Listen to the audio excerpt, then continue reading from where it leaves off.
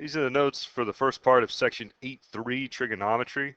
In this section, you will be able to find trigonometric ratios using right triangles and be able to solve problems using trigonometric ratios. So this word trigonometry comes from two smaller Greek terms. Trigon means triangle, and metron means measure. So we're going to be measuring triangles. In particular, we're going to be measuring right triangles. So a trigonometric ratio, so remember that's a ratio or a fraction of the lengths of two sides of a right triangle. So this sine, cosine, and tangent is very important. It's huge in pre-calculus. If we take a look at angle A, so the sine of angle A, this is the leg opposite angle A. So the opposite leg is where you go through the triangle. So we're at this side here, which is BC, and you divide it by the measure of the hypotenuse, which should be easy to see. We've been talking about hypotenuses all year, AB. So AB is the hypotenuse. BC is the opposite side.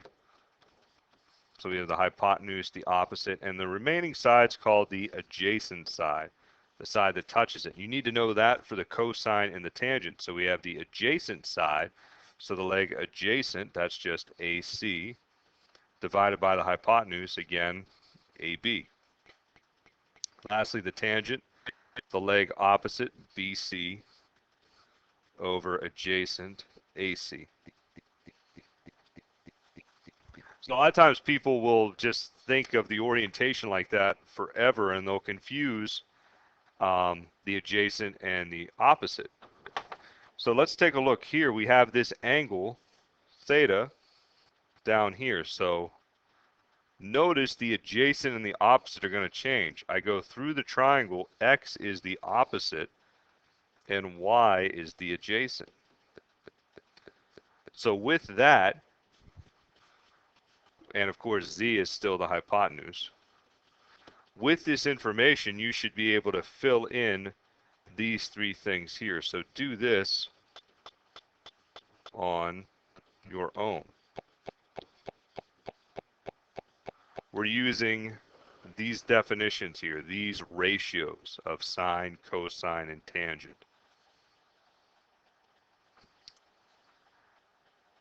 So what I'm going to do here is I'm going to take care of numbers 1 through 3. You're going to try 4, 5, and 6 on your own. Numbers 1 through 3 use angle A for all of them. So here's angle A. We have the opposite side through the triangle. The hypotenuse is opposite the right angle, and the adjacent is right there. So sine, opposite over hypotenuse, that's just 12 over 13. Cosine, adjacent over hypotenuse, so it's 5 over 13. And lastly, tangent is opposite over adjacent, sorry. So that's just 12 over 5.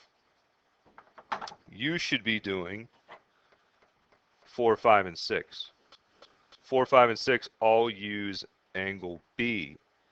So whenever we use angle B, the hypotenuse stays the same. But now with B, 5 is the opposite, going through the triangle, and 12 is the adjacent. So if I wanted to figure out what sine B was, this time it would be 5 over 13. And one special property here is that these two numbers, the cosine of A and the sine of B, are the same. You might be asked that on a test question. But what I'd like you to do is try numbers 5 and 6.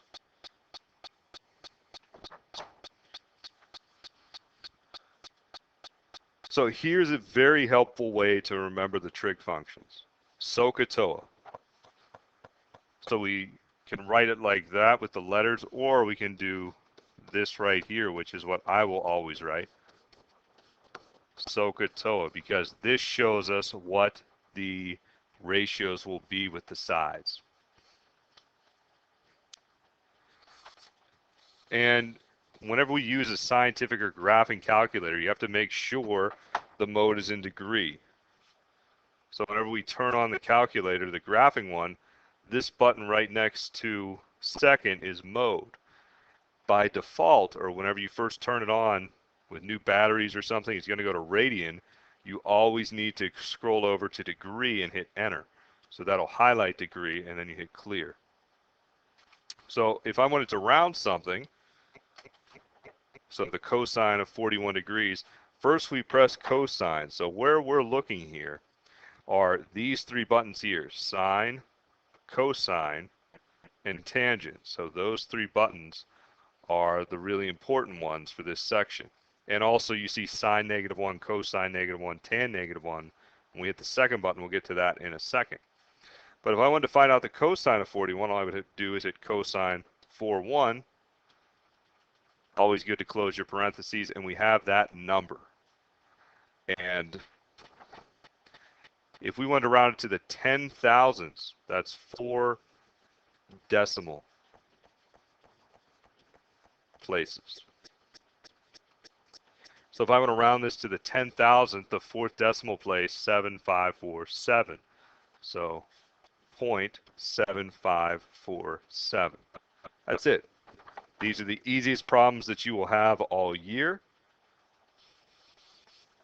And since I'm assuming not everybody has a graphing calculator, scientific one, we can do these right now.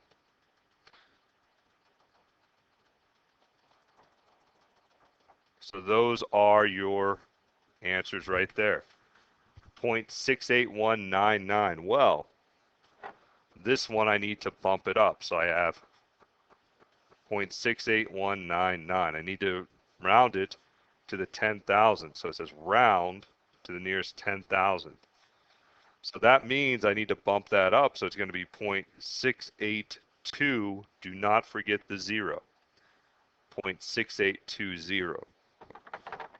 The cosine of 84, 0.1045. We do not round up to 5. Tan 21, 0.38386. So what I have to do is round up. So it's going to be 0.3839. We can also find angles. So to find acute angles, to find the angles, you have to use the inverse trigonometric function.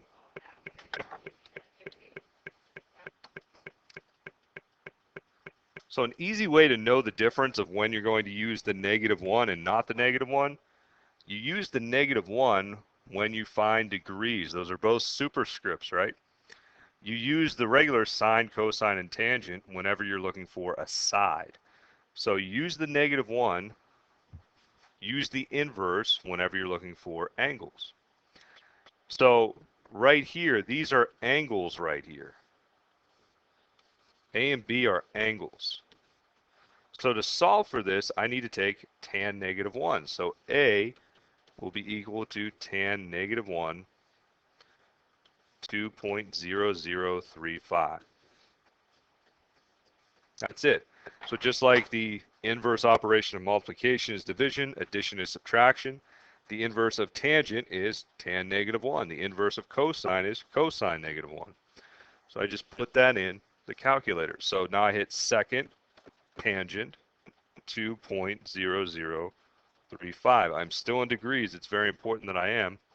And this says to round. So it says find the measure of each angle to the nearest tenth of a degree. So tenth, that's the first decimal point. That's 63.5. We need to round that up. And we found an angle, so that's a degree. We're going to do the same thing with cosine. This time we're going to take cosine -1. We're looking for an angle, 0.7980.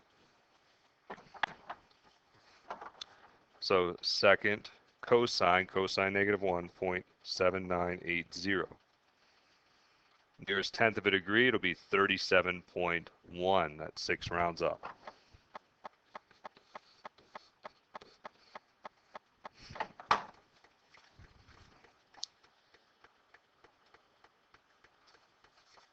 So for numbers 12 through 15, it says state the trig ratio that corresponds to each value and the given angle. So we're going to do 12 and 15 together. So 12, we're looking at Q, and we have 3, that's the opposite, and 4, which is the adjacent. So the one that has the opposite of an adjacent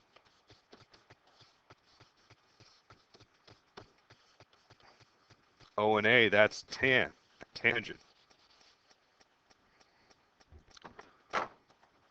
Now we're going to do 15 together. Again, I use the angle. The angle's P. I have 4, that's opposite, and I have 3, that's adjacent. So 4 and 3, opposite and adjacent, that's tangent again. So try 13 and 14. Lastly, we have 16 through 18. It says state the trig ratio we need to solve the problem. So this time we have the angle. 7 is opposite. Y is the hypotenuse. So I look up at Sohcahtoa and I see that I need to use S, so I'm using sine. And for number 18, here's my angle, 52. 14 is the hypotenuse. X is adjacent, it's next to it. So hypotenuse and adjacent, hypotenuse, that means I'm using cosine. So lastly, you should try 17. There's a lot of new information here, but whenever you get in the habit of doing this, you should find that this is one of the easier things we do all year. The key to this is practice, practice, practice.